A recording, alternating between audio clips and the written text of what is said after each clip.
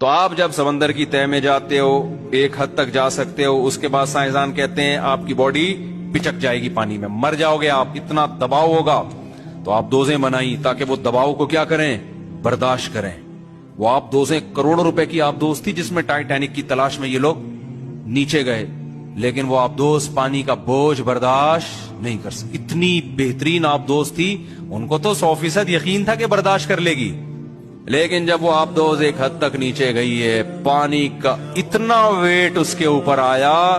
کہ وہ انسانوں کی بنائی ہوئی مشین جو بڑے بڑے سائنسدانوں نے بنائی تھی، کروڑوں اربوں روپے لگا کے اس کو ڈیزائن کیا گیا تھا کہ اتنے دباؤ کو برداشت کر لے، وہ برداشت نہیں کر سکی، اور سیکنڈ کے 1000ویں حصے میں وہ پھٹ کے تباہ ہوئی ہے۔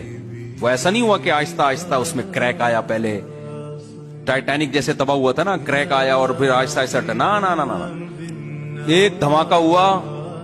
اور مارکیٹ سے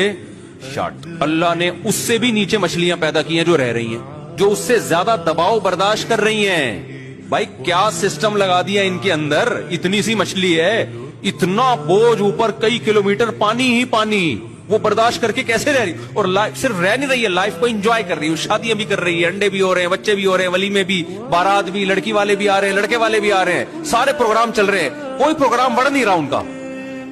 حالانکہ